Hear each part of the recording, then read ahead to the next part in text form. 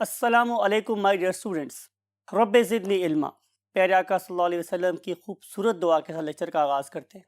I hope you all will be very fine and in best of your mental health. Why I have said this statement for you because कि आज का lecture थोड़ा सा tricky है और ये अल्लाह रब्बुल इज़्ज़त की जो एक बेसिक आर्किटेक्चर है उसका एक बहुत इम्पॉर्टेंट टर्निंग पॉइंट है। देखते हैं कि अल्लाह रब्बुल इज़्ज़त की आर्किटेक्चर क्या है और उसका ये टर्निंग पॉइंट क्यों है। इसके लिए we have to move to the white board.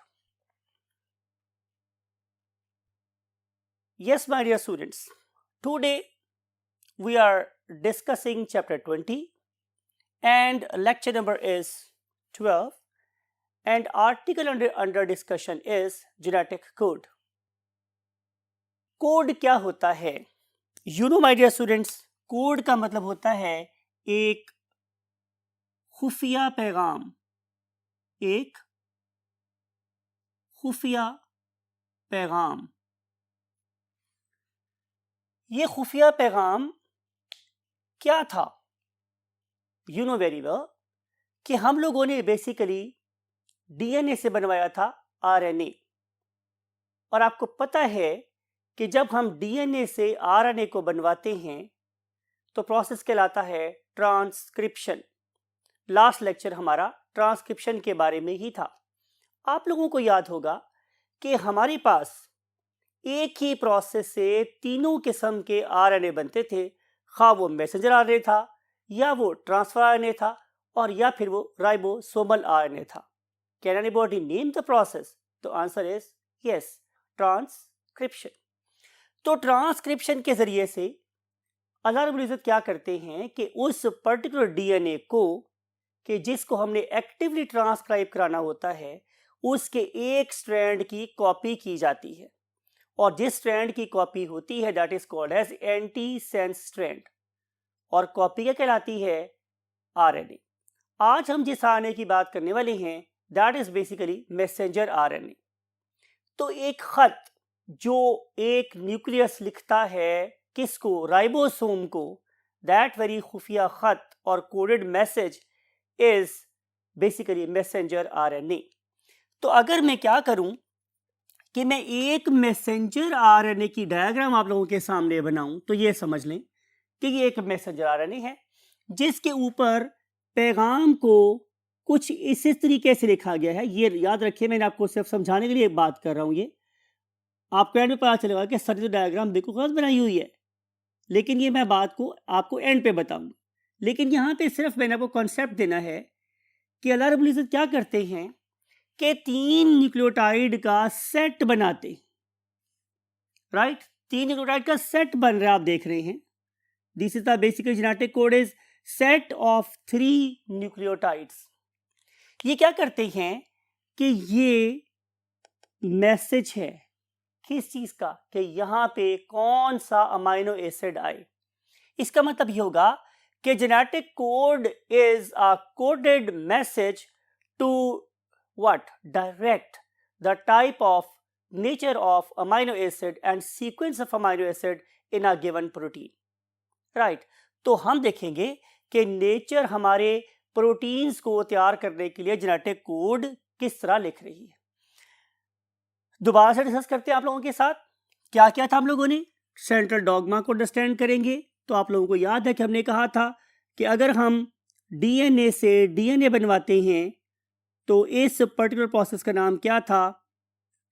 Replication. लेकिन जब मैं डीएनए से क्या बनाता हूं? आरएनए, तो प्रोसेस कहलाता है ट्रांसक्रिप्शन। और जब हम इस आरएनए को यूज करके क्या करते हैं? प्रोटीन बनाते हैं, तो प्रोसेस कहलाता है ट्रांसलेशन। आए आपकी समझ के लिए लिखते हैं। This process is known as translation, right? और ये प्रोसेस क्या कहलाता था? रेप्लिकेशन। और ये प्रोसेस क्या कहलाता है? ट्रांसक्रिप्शन। ट्रांसक्रिप्शन। आपको पता है कि आप जब भी कोई डिग्री करते हैं तो आपको पर एक रिजल्ट कार्ड मिलता है। वो जो रिजल्ट कार्ड है उसमें भी आप लोगों के पास होने की, आपके अच्छे स्कोर करने की नवीद दी जाती है आप लोगों को। That is called as transcript, but it is not the real certification और डिग्री। वो आपको बाद में इशू होती है, आपको मैट्रिक की सनद बाद में मिलती है, पहले आपको सिंपल रिजल्ट कार्ड मिलता है। तो आप लोगों ने आप अपनी कामयाबी को दो तरीके से लिखा, रिजल्ट कार्ड की फॉर्म में और फिर सर्टिफिकेट या सनद की फॉर्म में। तो उस वाले केस में लैंग्वेज तब्दील नहीं हुई, प्रोसेस कहलाएगा ट्रांसक्रिप्शन। लेकिन जब मैं न्यूक्लियोटाइड की लैंग्वेज को किस में कन्वर्ट करता हूं, अमाइनो एसिड की लैंग्वेज में, तो प्रोसेस कहलाएगा ट्रांसलेशन। यूं समझ लो कि ये इंग्लिश है और ये उर्दू। आप लोगों ने इंग्लिश को उर्दू में कन्वर्ट करना है, या इंग्लिश को फ्रेंच लैंग्वेज में कन्वर्ट करना है, या आप लोगों ने इंग्लिश को रशियन लैंग्वेज में कन्वर्ट करना है। तो जब आप एक लैंग्वेज को दूसरी जबान में कन्वर्ट करते हो तो प्रोसेस कहलाता है तर्जुमा, ट्रांसलेशन। तो जाहिर है जो इसके अल्फ़ाबेट्स होंगे वो इसके अल्फ़ाबेट के क्या होंगे, मुताबिक होंगे, तभी तो लैंग्वेज ट्रांसलेट होगी। जैसे कि मैं बोल रहा हूँ कि जो अलिफ है मिसाल के तौर पे वो एक के बराबर हो, और जो बे है मिसाल के तौर पे वो बी के बराबर हो, और पे जो है वो सी के बराबर हो।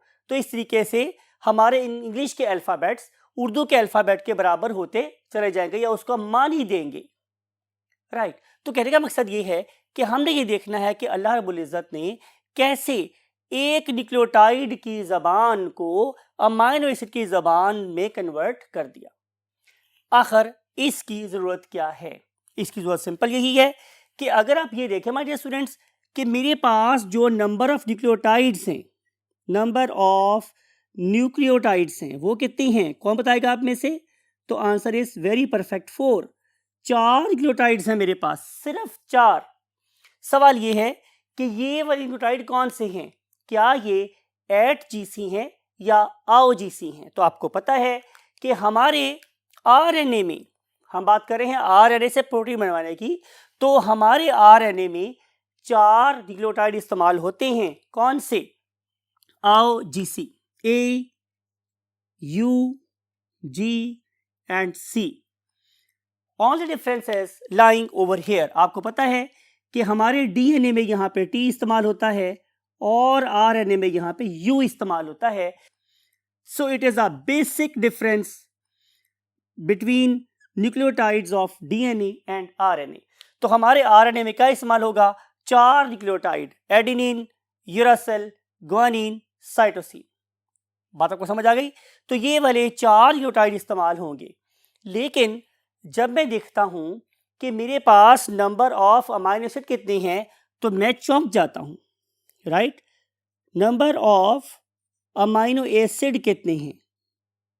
तो मुझे पता चलता है कि वो हैं 20। अब सिर्फ मेरे पास 4 न्यूक्लियोटाइड हैं और 20 अमाइनो एसिड हैं।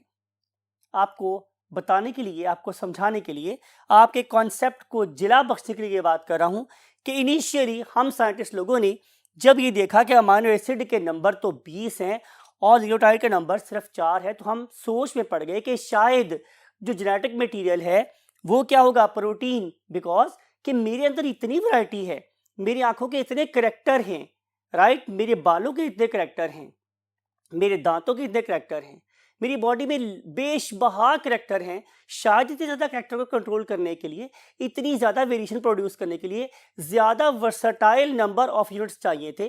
तो हमने सोचा कि शायद ज़्यादा अमाइनो एसिड ज़्यादा वेरिएशन प्रोड्यूस कर सकते हैं, तो शायद प्रोटीन जेनेटिक मटेरियल है, ना कि DNA। लेकिन आपको याद होगा हमने प्रीवियस डिस्कशंस में ये अंडरस्टैंड कर लिया था कि किसी भी तौर से प्रोटीन जेनेटिक मटेरियल नहीं हो सकती, सिर्फ और सिर्फ क्या हो सकता है, DNA ही जेनेटिक मटेरियल हो सकता है। सो आफ्टर हैविंग कंफर्मेशन कि DNA इज हेरिडिटरी मटेरियल और it consist of only 4 nucleotides, तो अब क्वेश्चन ये था कि अगर हेरिडिटरी मटेरियल यही है, अगर ये तय है कि ये हेरिडिटरी मटेरियल है, तो फिर ये वाला हेरिडिटरी मटेरियल हमारी प्रोटीन्स कैसे बनवाता है। यानी कि हमारा जो एक टारगेट है वो ये अंडरस्टैंड करना है कि how 4 nucleotides can successfully code for 20 different amino acid। तो इसके लिए हम लोग क्या करेंगे, हम एक सिंपल सा रूल लगाते हैं। हमने ये बात कर लेते हैं कि फॉर एग्जांपल मेरे पास 4 क्या हैं अमाइनो एसिड, 4 क्या हैं न्यूक्लियोटाइड है, आओ जीसी वाले, राइट। तो फर्स्ट कर लेते हैं कि मेरे पास ये 16 अमाइनो एसिड है, 1 2 3 4 5 6 7 8, राइट। ऐसे अगर मैं यूं करूं कि मैं एक अमाइनो एसिड को सिर्फ और सिर्फ एक ही न्यूक्लियोटाइड से कॉल करूं तो क्या होगा, मैं मैक्सिमम 4 न्यूक्लियोटाइड से 4 अमाइनो एसिड कॉल कर सकता हूं।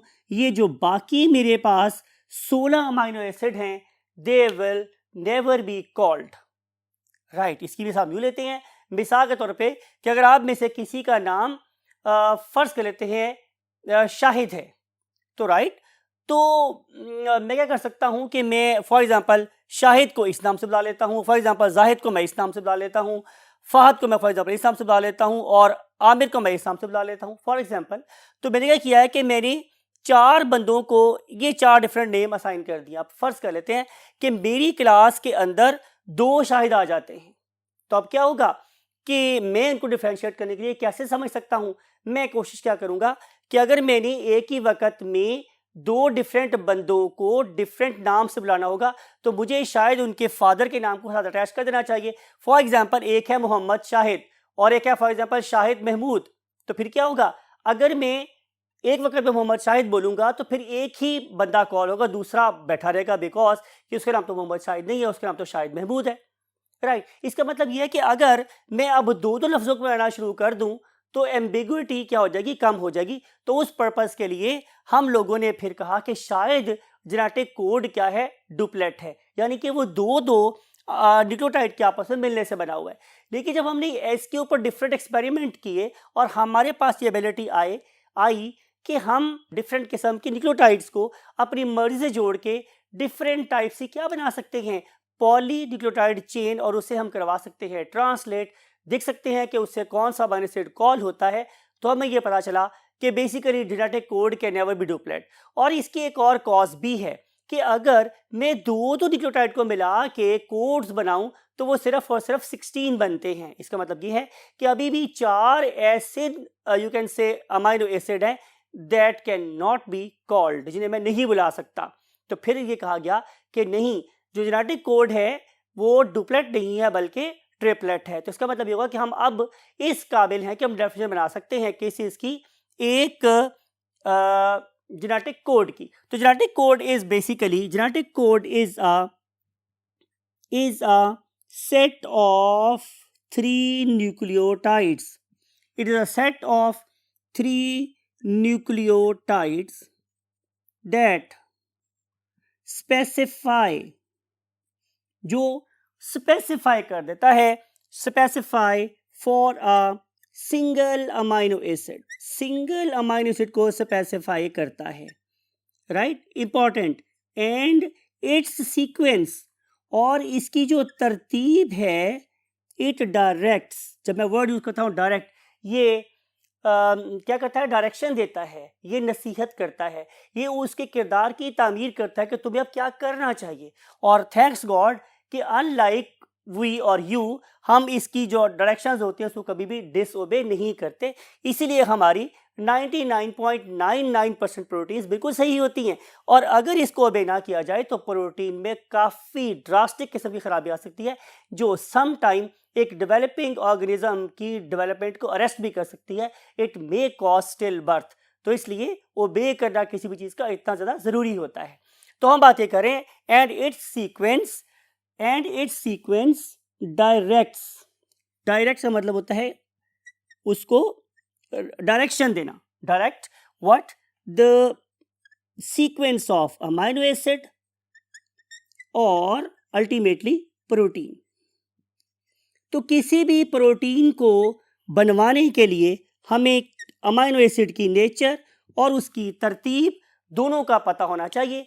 अमाइनो एसिड की नेचर, उसकी तरतीब हमें कौन बताता है, सीक्वेंस ऑफ न्यूक्लियोटाइड्स, जो कहाँ प्रेजेंट था हमारे इस व्हाट मैसेंजर आरएनए के अंदर, किसकी फॉर्म में, ट्रिपलेट की फॉर्म में। तो हमने लिखा set of 3 nucleotides that specify for a single amino acid and its sequence direct the sequence of amino acid or ultimately the overall protein. It is the basic definition of what genetic code. तो genetic code होता है triplet. इसके बारे में further बातें करने के लिए let's move to the next board. Yes my dear students, आप लोगों को ये हमने बता ही दिया है कि जेनेटिक कोड ट्रिपलेट होता है, लेकिन इससे पहले गेमाओ एक साइंटिस्ट है जिन्होंने ये प्रपोज किया था, GAMOW गेमाओ. उन्होंने ये प्रपोज किया था कि जेनेटिक कोड डुप्लेट हो सकता है, राइट. उन्होंने बाद में प्रपोज किया कि नहीं हो सकता. आखिर उन्होंने पहले जेनेटिक कोड को डुप्लेट हो सकता है नहीं, इसको कैसे टेस्ट किया उसको देखते हैं. कि उन्होंने कॉम्बिनेशन बनाए दो न्यूक्लियोटाइड्स के आपस में. याद है UCAG ये क्या है? ये न्यूक्लियोटाइड्स हैं यूरासिल, साइटोसिन, एडेनिन, गुआनिन. ये क्या है? 4 न्यूक्लियोटाइड्स है. सेम सीक्वेंस यहाँ लगाया हुआ है. और अगर हम इन सबको ऐसे लिख लें UCAG, ये चारों इस तरफ से आए हैं और इनके साथ यहां से क्या लग सकता है? UU तमाम की तरफ से आ सकता है, राइट. और अगर मैं फिर यहां पर यही लिखूं UCAG, क्योंकि इस तरफ से यही आ रहा है, यहां पर भी UCAG और यहां पर भी आ रहा है UCAG, राइट. और यहां पे क्या आएगा स्टूडेंट्स? UCAG. C इस तरफ से आ रहा है और ये वाला C इस तरफ से आ रहा है तो CC हो जाएगा. C इस तरफ से आ रहा है, A इस तरफ से आ रहा है तो CA बन जाएगा. C इस तरफ से आया है और G इस तरफ से आएगा तो क्या बन जाएगा? CG. सिमिलरली A इस तरफ से आया है और C यहां से आएगा. A इस तरफ से आया है और A ही यहां से आया है. A इस तरफ से आया है और G इस तरफ से आएगा. तो ऐसे हम लोग इनको क्या कर लेंगे? कंप्लीट कर लेंगे, राइट. तो मेरे पास 4 का स्क्वायर के लिहाज से 4 into 4 is equal to 16 combination बनते हैं. जैसे मैंने बोला था कि मोहम्मद शाहिद और शाहिद महमूद ये 2 डिफरेंट ऑर्गेनिजम्स थे, तो डेफिनेटली मेरे पास 2 डिफरेंट शाहिद को बनाने की एबिलिटी बढ़ गई है. लेकिन अगर मेरी क्लास में फॉर एग्जाम्पल 2 शाहिद हो जिनका नाम शाहिद महमूद हो सकता है, प्रोबेबिलिटी है. अब मैंने दोनों को डिफरेंशिएट करना होगा तो शायद मुझे उनके साथ तीसरा नाम भी ऐड करना पड़ेगा. मुमकिन है कि उनमें से एक भट्ट साहब हो और एक हमारे शेख साहब हो. तो मुझे फिर क्या करना पड़ेगा? अगर मैं उन दोनों को डिफरेंशिएट करके बनाना चाहता हूं तो मुझे शेख शाहिद महमूद या शाहिद महमूद जो हैं वो क्या भट्ट के नाम लाना पड़ेगा. तो कहने का मकसद मेरे पास ये है कि फिर मुझे 3 नामों का सहारा लेना पड़ेगा अगर मैं नॉन एम्बिगुअस वे में क्या करना चाहता हूँ, स्टूडेंट्स को कॉल करना चाहता हूँ. तो जो हम नंबर ऑफ कॉम्बिनेशन बढ़ाते चले जाते हैं तो एम्बिगुइटी कम होती चली जाती है. अगर मैं शाहिद बोलूंगा तो 3 बच्चे हाथ खड़ा करेंगे. फॉर एग्जाम्पल अगर मैं मोहम्मद शाहिद बोलूंगा तो 1 बच्चा हाथ खड़ा करेगा, और अगर मैं शाहिद महमूद की बात करूंगा तो 2 शाहिद महमूद होंगे. लेकिन अगर मैं प्रॉपर बोलूं कि शेख महमूद शाहिद और शाहिद महमूद भट्ट तो फिर डेफिनेटली इंडिपेंडेंट लोग खड़े होंगे. तो कहने का मकसद मेरे पास ये कि यही वाला काम हम यहाँ पे कर रहे हैं कि अगर हम जेनेटिक कोड को नॉन एम्बिगुअस बनाना चाह रहे हैं तो उस वक्त हमें कॉम्बिनेशंस को बढ़ाना पड़ेगा. फिर हमें नंबर ऑफ जेनेटिक मेकअप्स 2 नहीं करने पड़ेंगे, बल्कि अब हमें 4 का क्यूब यानी पावर 3 इस्तेमाल करूं. यानी कि अगर मैं 4 की पावर 3 इस्तेमाल करूं तो इसका मतलब ये होगा कि 4 into 4 into 4 it will be equal to 64. Now I can have 64 combinations using 3 nucleotides. तो जब हम 3 डिफरेंट न्यूक्लियोटाइड्स को इस्तेमाल करते हैं तो हमारे पास 64 कोड्स बन जाते हैं. अब मेरे पास कोड्स हैं जेनेटिक कोड 64 और अमाइनो एसिड कितने लगे हैं 20. It means now I have surplus amount of what?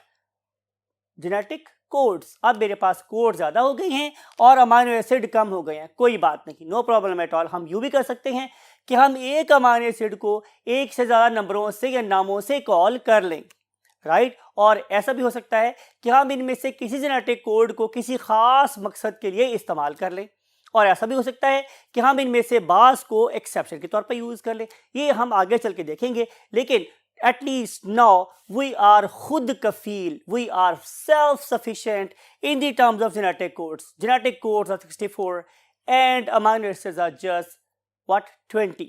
ठीक है, इन जेनेटिक कोड्स के ऊपर 3 साइंटिस्ट ने बहुत ज़्यादा काम किया। आपको याद होगा कि मैंने लास्ट बोर्ड आपसे ये बात की थी कि हम लोगों के पास ये एबिलिटी आ गई थी कि हम अपनी पसंद के न्यूक्लियोटाइड्स को जोड़ जोड़ के डिफरेंट किस्म के आरएनए खुद सिंथेसाइज कर सकते थे और उसको ट्रांसलेट करवा के डिफरेंट टाइप के अमाइनो एसिड जो कॉल होते थे उसको बुला सकते थे। फॉर एग्जांपल ऐसा हो सकता था कि हम पॉली ए को जोड़ लें, मीन्स ए को आपस में जोड़ लें, सारी की सारी चेन ए की बना लें और देखें कि उससे कौन सा अमाइनो एसिड कॉल होता है। सिमिलरली मैं सारी चेन यू की बना लूं और देखूं कि उससे कौन सा अमाइनो एसिड कॉल होता है। इस तरह से मैंने डिफरेंट किस्म के कॉम्बिनेशंस बना के देखे और टेस्ट किया कि क्या अमाइनो एसिड सिंगल न्यूक्लियोटाइड से कॉल होता है या डुप्लेट से कॉल होता है या ट्रिपलेट से कॉल होता है। तो जरा देखते हैं कि अगर हम सारी की सारी चेन को क्या बना ले, लुक एट दिस एनिमेशन। अगर मैं सारी की सारी चेन सिर्फ 2 किसकी बनाऊं, न्यूक्लियोटाइड्स की, AU, राइट। अगर ऐसा हो रहा होता कि एक अमाइनो एसिड एक न्यूक्लियोटाइड से कंट्रोल होता तो फिर यहाँ पे 2 किस्म के अमाइनो एसिड आपस में मिलने चाहिए थे और उसकी बननी चाहिए थी क्या, एक पॉलीपेप्टाइड चेन। लेकिन ऐसा नहीं हुआ। फिर मैं ये देखता हूं कि अगर हम इसको 2 का कॉम्बिनेशन जोड़ें तो फिर भी इसके पास हर 2 के बाद एक अमाइनो एसिड ऑल्टरनेट होना चाहिए था, लेकिन ऐसा भी नहीं हुआ, बल्कि हमारी तवक्को के बरअक्स बड़ी अजीब किस्म का कॉम्बिनेशन बन गया। इसका मतलब ये था कि अमाइनो एसिड 2 से भी कोड या कंट्रोल नहीं हो रहा था। तो फिर हम लोगों ने 3 अमाइनो एसिड के सेम सीक्वेंसेस को, 3 न्यूक्लियोटाइड के सीक्वेंसेस को आपस में ऑल्टरनेट करके देखा कि yes, now as per or you can say expectation हमारी पॉलीपेप्टाइड चेन डेवलप हो रही है। तो इससे पता चला हमारे पास कि जेनेटिक कोड जो है वो कैसा होता है, ट्रिपलेट। इस पर्पस के लिए 3 साइंटिस्ट के ग्रुप ने बहुत ज़्यादा डेडिकेशन और एंथुसिज्म से काम किया। उनमें से एक का नाम क्या था मेरे पास स्टूडेंट्स, उनका नाम था Marshall Nirenberg. Other one was Philip Leder and third was Hargobind Khorana. मैं अपने स्टूडेंट से मुखातिब हूं। ये एक हिंदू साइंटिस्ट थे। ही वॉज बेसिकली, और जो इंडियंस हैं वो इन्हें अपना बहुत बड़ा कामयाब क्या कहते हैं साइंटिस्ट गर्दानते हैं और कहते हैं। इनफैक्ट हकीकत ये है कि पाकिस्तान में भी बहुत से हिंदू रहते हैं, अब भी रहते हैं और बहुत अच्छी जो कैसे फॉर्म में रह रहे हैं। तो हरगोबिंद खुराना साहब जो थे ये बेसिकली पाकिस्तानी थे और जाहिर है ये उस हिस्से में रहते थे पंजाब की जिसको पाकिस्तान में आता है, और उस ज़माने में इसका नाम रायपुर होता था और आज ये कबीरवला के नाम से मशहूर है। It is very close to you can say उकाड़ा और मुल्तान।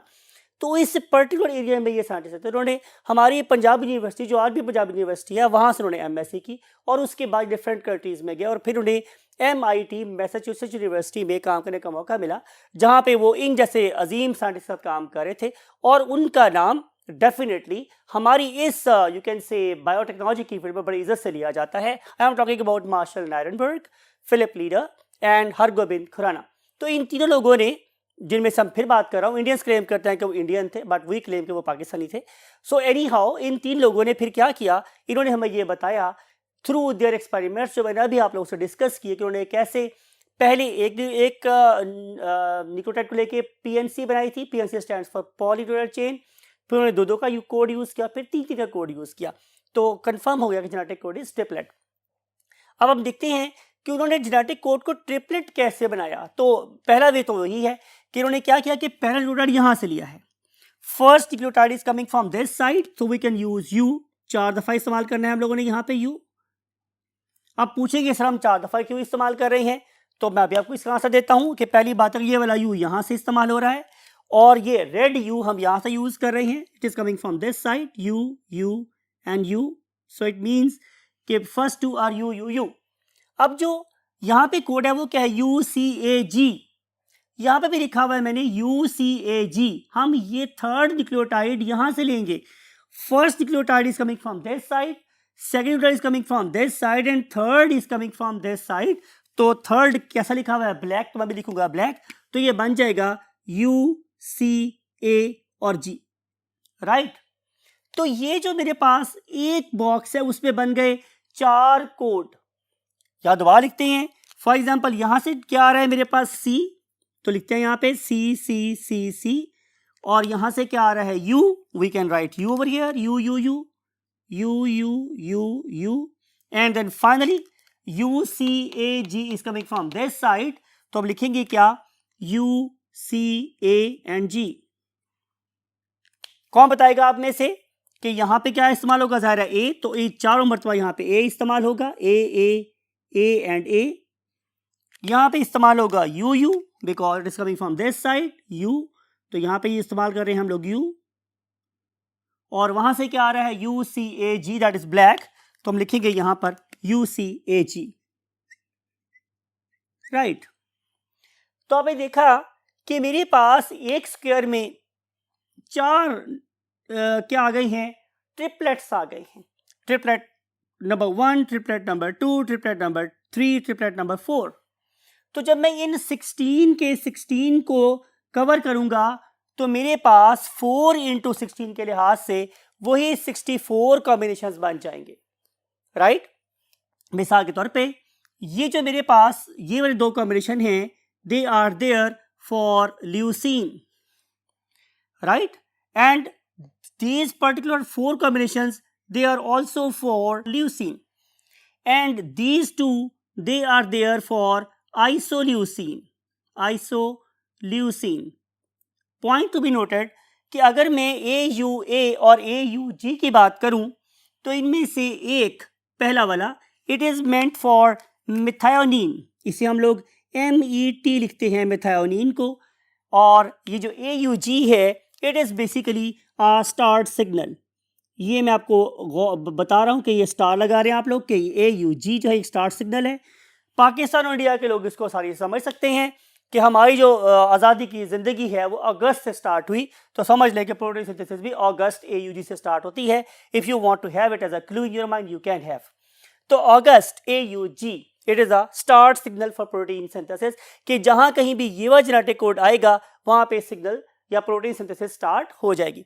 तो हमने ये देखना है कि इनमें से कोई ऐसा सिग्नल भी है कि जो स्टॉप के तौर पे काम कर रहा है, तो answer is yes. We have 3 signals कि जो स्टॉप सिग्नल के तौर पे काम कर रहे होते हैं। For example here are the stop signal. अगर आप जाके अपनी बुक पे जेनेटिक कोड देखेंगे तो आपको पता लगेगा कि UAG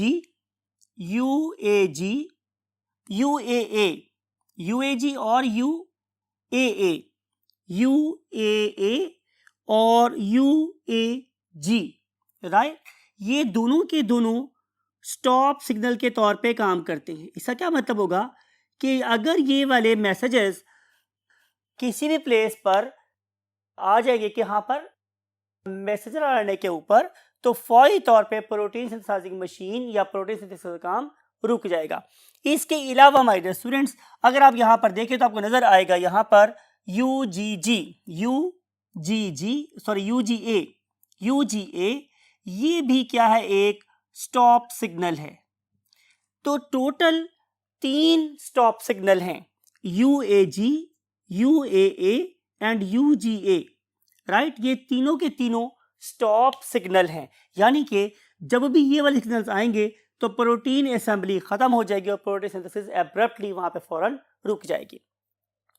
ये सारी बातें पढ़ने के बाद, अंडरस्टैंड करने के बाद, आए हम इस पर्टिकुलर जेनेटिक कोड के कुछ फीचर्स देखते हैं।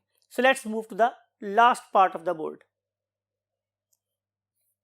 यस माय डियर स्टूडेंट्स, हम बात कर रहे हैं important features of genetic code की। तो जो सबसे पहला फीचर है वो यही है माय डियर स्टूडेंट्स कि जेनेटिक कोड इज ट्रिपलेट, कि जो हमारा जेनेटिक कोड है इट इज ट्रिपलेट। इसका मतलब ये है कि ये 3 न्यूक्लियोटाइड का बना हुआ है। बहुत ज़्यादा डिटेल से डिस्कस हुई आप लोगों के साथ कि आखिर ये ट्रिपलेट क्यों है, राइट। फिर हमने ये देखा कि टोटल कितने बने थे कोड्स 64, तो 64 में से जो 61 है, 61 out of 64 they are basically coding for some specific amino acid. तो ये किसी ना किसी अमाइनो एसिड को स्पेसिफाई कर रहे होते हैं, इसलिए हम 64 में से 61 को कोडिंग मैसेजेस बोलते हैं। और उसके बाद जो मेरे पास बच गए कितने 3, आपको याद होगा मैंने आपको बताया था कि उनमें से जो है कुछ स्टार्टिंग सिग्नल है, कुछ स्टॉप सिग्नल है, राइट। फिर आगे हम लोग ये बात कर रहे हैं कि जो हमारा जेनेटिक कोड है, genetic code it is degenerating, genetic code is degenerating. इसका क्या मतलब है? इसका मतलब ये है कि जेनेटिक कोड एक अमाइनो एसिड को कॉल करने के लिए एक से ज्यादा हो सकता है। इसके लिए हम प्रीवियस बोर्ड पे मूव करते हैं, आपको दिखाते हैं कि हम लोग क्या बात करना चाह रहे हैं। कॉन्सेप्ट देना चाह रहे हैं कि जेनेटिक कोड इज डीजेनरेटिंग। इसका मतलब दोबारा रिपीट कर रहा हूं कि हम एक अमाइनो एसिड को एक से ज्यादा जेनेटिक कोड से कॉल कर सकते हैं। लुक एट दिस, इसके लिए मूव करना पड़ेगा हमें प्रीवियस बोर्ड पे। यस माय डियर स्टूडेंट्स, आप इसको देखें। अगर आप इस सेकंड ब्लॉक को देख रहे हैं तो आपको नजर आ रहा है कि CUG, CUA, CUC, CUU and then UUG and then UUA, ये सारे के सारे 6 डिफरेंट किस्म के क्या जेनेटिक कोड्स ये एक ही अमाइनो एसिड को कॉल कर रहे हैं, that is called as what, leucine. तो इस पर्टिकुलर चीज का मतलब ये है कि हम नैरो डाउन कर रहे हैं मुख्तलिफ किसको, जेनेटिक कोड्स को, to a single amino acid. इसका मतलब है कि genetic code is degenerating. So let's move back to the third board.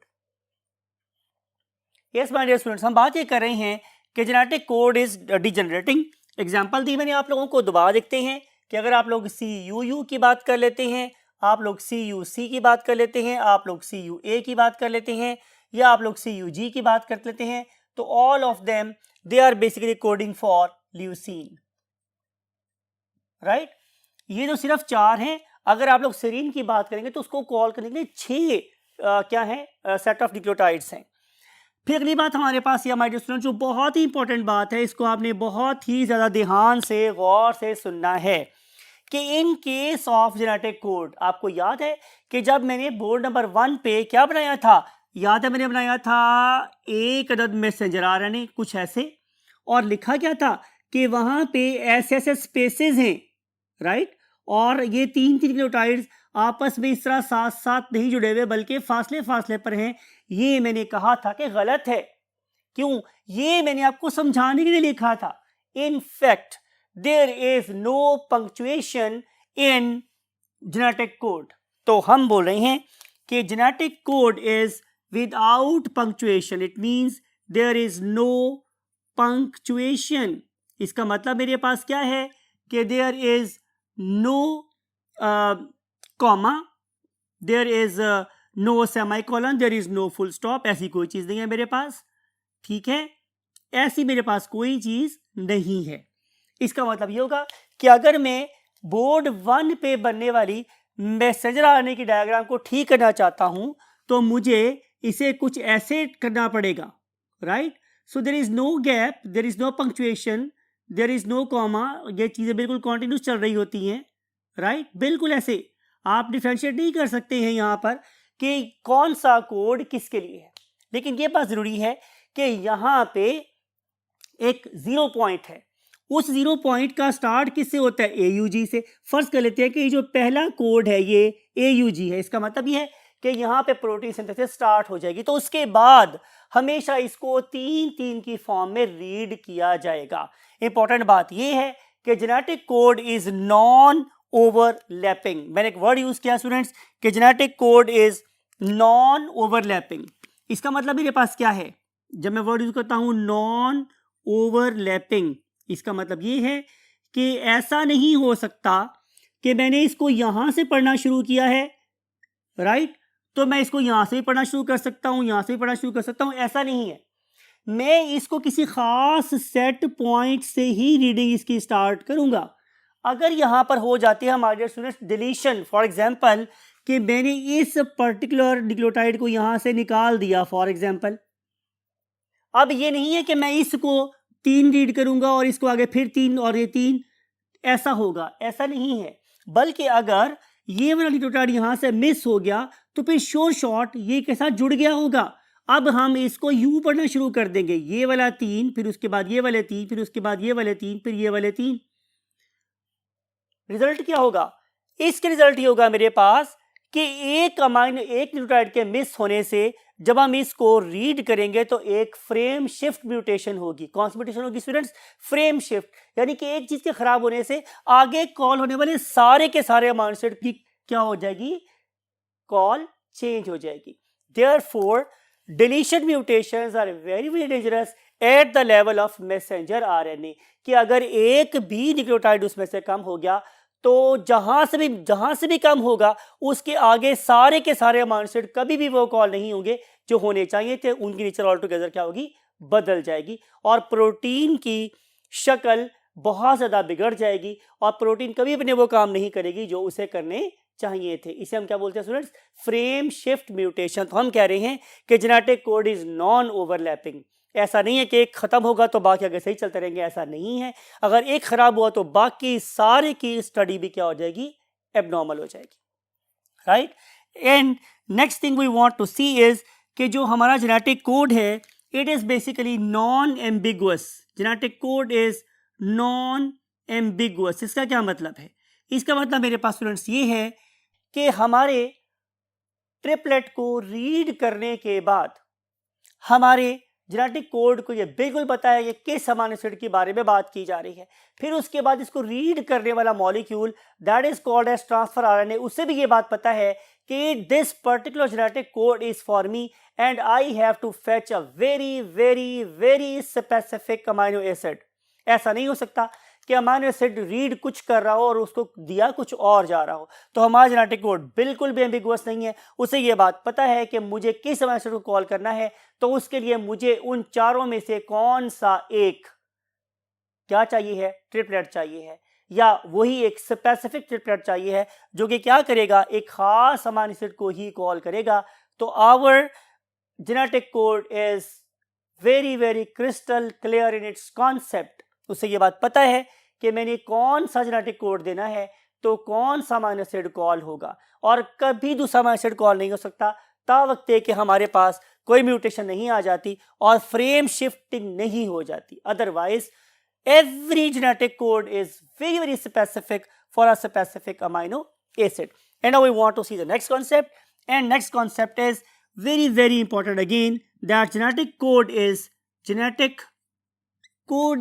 universal. genetic code is universal। इसका क्या मतलब है? इसका मतलब मेरे स्टूडेंट्स ये है कि आप लोग वायरस से शुरू हों, आप लोग घुस जाएं बैक्टीरिया की दुनिया में, आप चले जाएं प्लांट्स की वर्ल्ड में, आप चले जाएं एनिमल्स की वर्ल्ड में, और चलते चलते आप हजरत इंसान तक पहुंच जाए, जिस तरह ने क्या फरमाया है कि लक़द खलक़नल इंसान फी अहसनि तक़वीम। तो आपको पता चलेगा कि सब के अंदर यूनिवर्सलिटी है। जो कोड ट्रिपलेट का हमारे बैक्टीरिया में है वही वाला कोड हम इंसानों के अंदर भी है। तो इसलिए हम बोल रहे हैं कि genetic code is universal but exception is always there, right. इतनी ज्यादा यूनिवर्सलिटी होने के बावजूद हमारे पास एक ऐसा ऑर्गेनिज्म है जो हमें एक्सेप्शंस पढ़ने पे मजबूर कर देता है, and that very organelle is mitochondria. This particular organelle, you know, it is a part of eukaryotic cell, it is powerhouse of the cell, it provides energy। तो जैसा वहां पर यूनिक काम कर रहा है, ये अपने डीएनए में भी यूनिक है, तो ये हमें क्या कर रहा है? एक्सेप्शंस दिखा रहा है। एक्सेप्शन रीड करते हैं हम लोग, वो मैंने यहाँ लिख छोड़ी आप लोगों के लिए कि UGA, AUA, AGA और AGG, ये वो मेरे पास 4 एक्सेप्शंस हैं जो मुझे माइटोकॉन्ड्रिया में नजर आती हैं। फॉर एग्जांपल आपने अभी देखा था कि अगर आप लोगों के पास UGA आए तो इसका नॉर्मल मींस बैक्टीरिया से लेकर हम इंसानों तक आमतौर पे क्या कॉन्सेप्ट है कि जहां कहीं भी UG आएगा तो आपने क्या कर देना है? प्रोटीन सिंथेसिस को स्टॉप कर देना है। लेकिन माइटोकॉन्ड्रिया में इसका मतलब नहीं है। माइटोकॉन्ड्रिया में UGA का मतलब है कि भाई मेरे लिए ट्रिप्टोफैन लेकर आओ, क्या लेके आओ, ट्रिप्टोफैन लेकर आओ। तो यहां पर अमाइनो एसिड कॉल होता है, लेकिन जब यही वाला यूजीए हमारे मैसेंजर आरएनए में आता है तो प्रोटीन सिंथेसिस रुक जाती है, राइट। फिर अगर आपको देखा था आप लोगों ने प्रीवियस बोर्ड में कि अगर हमारे पास AUA आता है तो इसका मतलब मिथायोनीन होता है। क्या होता है स्टूडेंट, इसका मतलब मिथायोनीन, राइट। लेकिन अगर आप इसे माइटोकॉन्ड्रिया में देखेंगे तो आपको पता चलेगा कि it is basically calling what, isoleucine. क्या कोड हुआ माय डियर स्टूडेंट्स, आइसोल्यूसिन। अब आप देखते हैं कि what about the last two, we are discussing about AGA और AGG। AGA और AGG आप अगर देखेंगे अपनी बुक में जेनेटिक कोड के टेबल में तो आपको नजर आएगा कि it is basically calling what, arginine. It is calling an amino acid known as arginine. लेकिन यहाँ पे भी हमारे हजरत माइटोकॉन्ड्रिया रहमतुल्लाह अलैह क्या कर रहे हैं, वो एक एक्सेप्शन शो कर रहे हैं और वो कहते हैं जनाब कि मैं तो AGA और AGG को एज अ टर्मिनेटर सिग्नल इस्तेमाल करूंगा। तो यहाँ पे ये इसका स्टॉप या टर्मिनेटर सिग्नल के तौर पे इस्तेमाल होता है। तो ये एक्सेप्शंस हमें कहाँ नजर आती हैं, इस ऑर्गेनल में, that is going to make ATP for us, that is mitochondria. फिर इसके अलावा स्टूडेंट्स हमारे पास क्या है, डिस्कस हुआ आप लोगों के साथ, जरूरत नहीं डिस्कस करने की, लेकिन दोबारा लिखता हूँ आप लोगों के पास कि हमारे पास कुछ कोड्स कैसे हैं, इनिशिएशन कोडोन है। Whenever we use initiation codon तो इसका मतलब ये है कि आपने अगस्त के महीने को याद रखना है। तो whenever we see AUG, अगस्त का महीना, तो हमारी आज़ादी शुरू हो गई, हमारी प्रोटेस्ट शुरू हो गई। और अब हम बात करते हैं किसकी, टर्मिनेशन सिग्नल्स की, टर्मिनेशन सिग्नल्स की। तो आपको पता है, डिस्कस किया था मैंने आप लोगों के साथ कि हमारे पास टर्मिनेशन सिग्नल्स कितने हैं, वो भी 3 हैं। One of them is called as UGA and other one is UAG and last one is UAA। तो इनको मैंने काला भी से लिखा है ताकि आपको याद हो कि UGA, UAG and UAA are basically stop codons, ठीक है।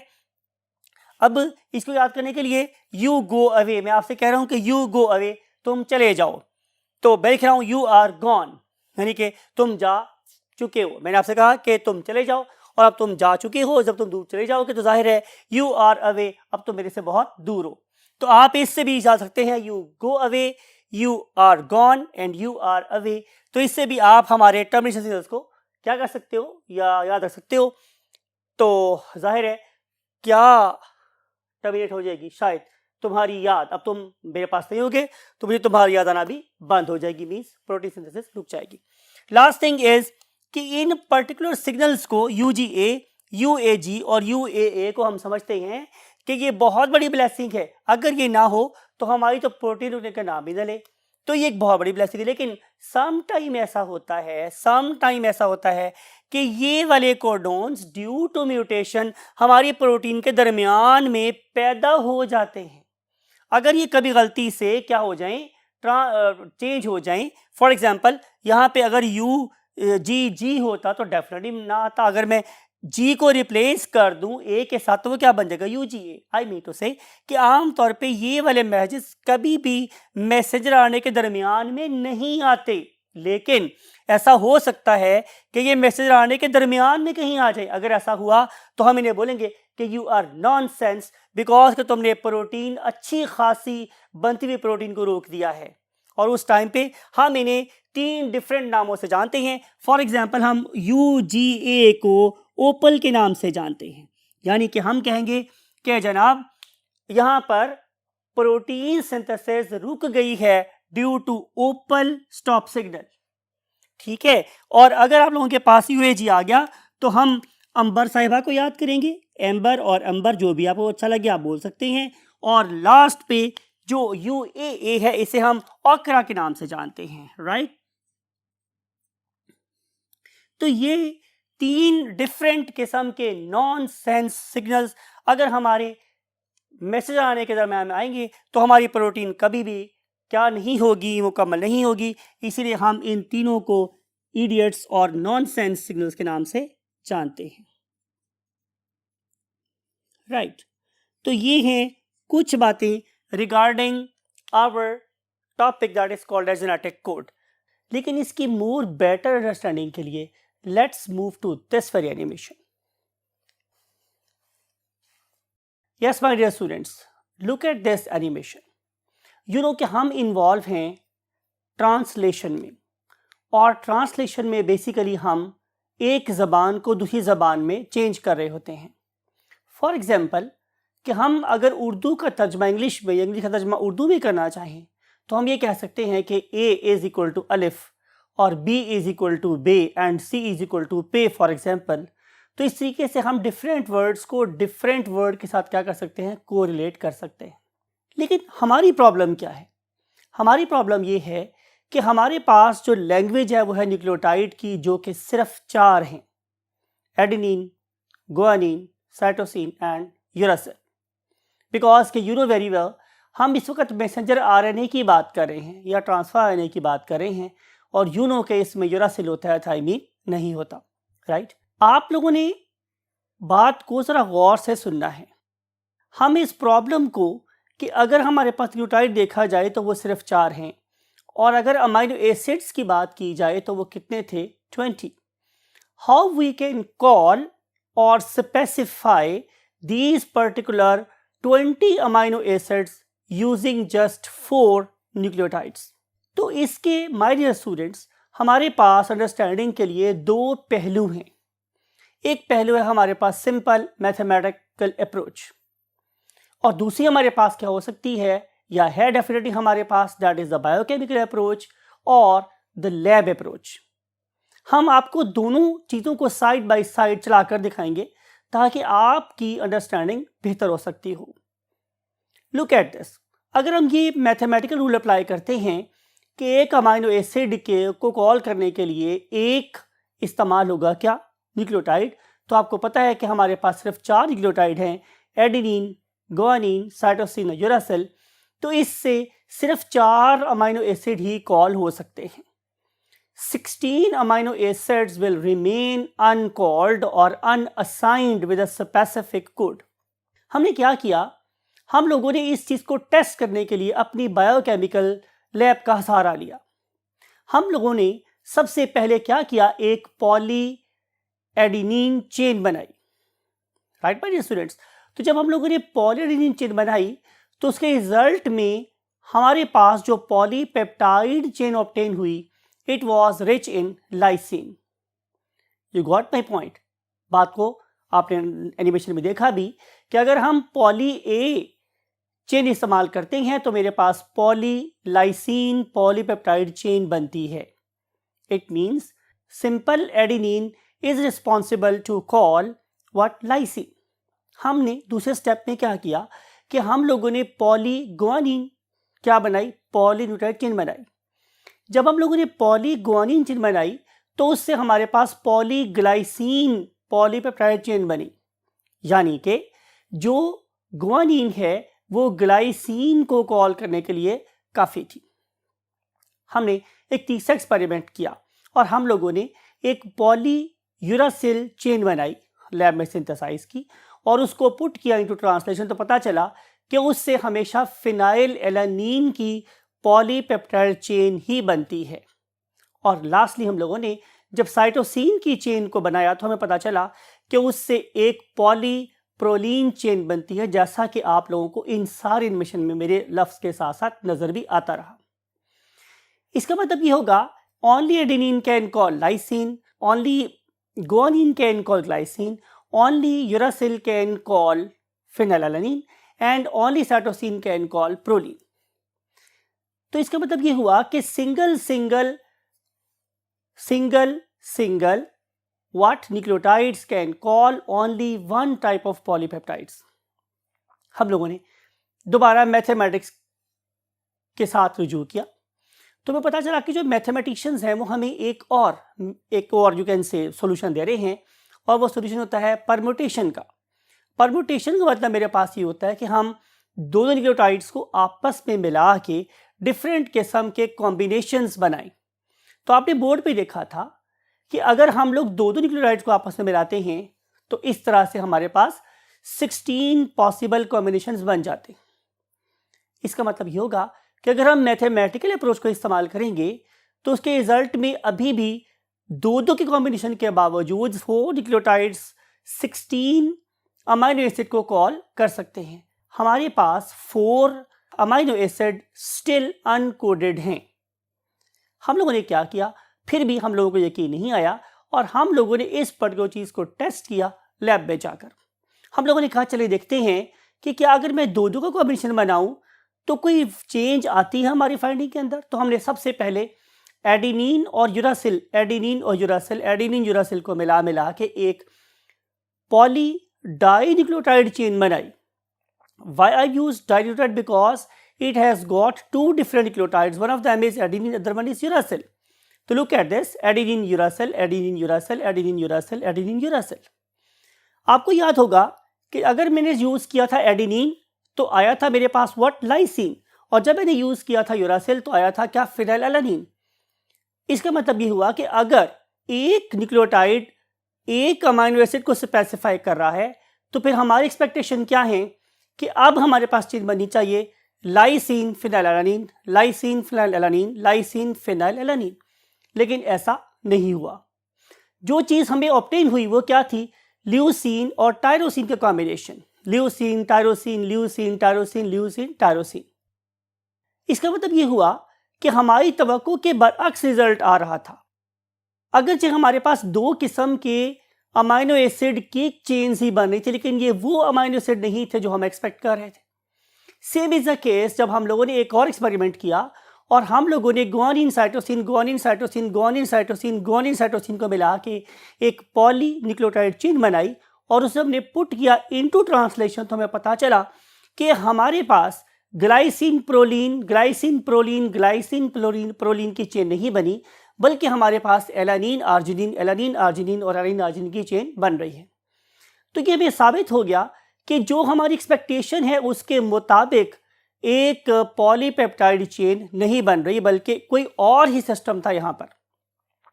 हम लोगों ने फिर अगेन परमुटेशन का सहारा लिया, एक मैथमेटिकल अप्रोच का सहारा लिया और उसके बाद हमने 3 न्यूक्लियोटाइड को आपस में जोड़ के कॉम्बिनेशन बनाना शुरू किए। आपने देखा था लास्ट टाइम भी कि अगर हम 3 डिफरेंट जगहों से look at this and at the top and then at the right, अगर हम इन 3 जगहों से न्यूक्लियोटाइड लेते हैं तो हमारे पास ये पहला कॉम्बिनेशन बनता है। और अगर हम लोग आप लोगों की सहूलत के लिए इन चीज़ों को एनिमेट करते जा रहे हैं तो आप देख रहे हैं कि किस तरीके से डिफरेंट किस्म के ट्रिपलेट कोड्स बनते चले जा रहे हैं। एक स्क्वायर के अंदर आप लोगों को 4 क्या नजर आ रहे हैं, पॉसिबल परमुटेशंस या कॉम्बिनेशंस नजर आ रही हैं। और चूंकि मेरे पास टोटल 16 कंपार्टमेंट्स हैं तो 16 into 4 मेरे पास 64 कॉम्बिनेशंस बन गए हैं। अब माय डियर स्टूडेंट्स, नाम जो मेरे पास है लोगों को देने के लिए वो ज़्यादा हैं और जो बच्चे हैं मेरे पास जिनको मैं नाम असाइन करना है वो कम है, तो नो प्रॉब्लम एट ऑल। पहले ऐसा नहीं था। अब मेरे पास जो अमाइनो एसिड कॉल होने हैं वो सिर्फ कितने हैं, 20, और जो मेरे पास पॉसिबल कॉम्बिनेशंस हैं वो कितने हैं, 64। बाकी आपने डिटेल देखी थी बोर्ड पे कि उनमें से कुछ यू कैन से वर्बलिंग होते हैं, कुछ ओवरलैपिंग होते हैं, कुछ इनिशिएशन कोड बन जाते हैं और कुछ हमारे पास टर्मिनेशन कोडॉन्स बन जाते हैं। लेकिन टाइम टू चेक कि क्या जो कॉम्बिनेशंस हम लोगों को यहाँ पे नज़र आ रहे हैं, क्या वो कॉम्बिनेशन अगर मैं सिंथेसाइज करूँ अपनी लेबोरेटरी के अंदर तो उसके कोरेस्पॉन्डिंग मेरे पास पॉलीपेप्टाइड चेन बनती है कि नहीं। तो उसके लिए हमने दोबारा से अब टेस्ट किया AUA और AUA मीन्स AU को। तो आपने देखा कि अगर मैं AU और AU को स्टडी करूं तो इस तरीके से मेरे पास AUA और UAU 2 डिफरेंट कॉम्बिनेशन बनते हैं। कंसिडरिंग कोडोनिस ट्रिपलेट तो मेरे पास 2 डिफरेंट किस्म के कॉम्बिनेशन बन रहे हैं। दोबारा बोल रहा हूँ, AUA और UAU। हमने ये देखा कि जो AUA है वो हमें हमेशा देता है व्हाट, ल्यूसीन, और UAU हमें देता है टायरोसिन। अगर हमारी ये बात ठीक है तो फिर जब हम इस पर्टिकुलर कॉम्बिनेशन से टेस्ट करेंगे तो हमारे पास आनी चाहिए leucine tyrosine, leucine tyrosine, leucine tyrosine की क्या, एक पॉलीपेप्टाइड चेन। हमने जब इसको पुट किया into test, into laboratory analysis, तो हमारा गुमान बिल्कुल ठीक निकला। और इस केस में जो हमारे मैथमेटिशियंस की अप्रोच थी परम्यूटेशन वाली वो भी बिल्कुल ठीक निकली और हम लोगों ने इस तरीके से अपनी इस फाइंडिंग के ऊपर एक मुहर सब्त कर दी कि yes, genetic code is triplet. I hope कि इन सारे एनिमेशंस को देखने के बाद आप लोगों को इस बात का गुमान हो गया होगा कि हम मैथमेटिकल और बायोकेमिकल या लैब अप्रोचेस इस्तेमाल करते हैं to reach to certain conclusion. These are not just cock and bull stories, these are the facts. अल्लाह ताला आप लोगों को इन फैक्ट्स को समझने की फ़हम अता फरमाए. और मैं हमेशा बोलता हूँ कि जब आप दुआ करें, हमारे लिए भी दुआ करें, अपने पेरेंट्स के लिए भी दुआ करें, और इस दुआ के साथ कि आप अपनी मंजिल को पाने में ज़रूर कामयाब हों. आई वॉन्ट टू से यू अल्लाह हाफ़िज़.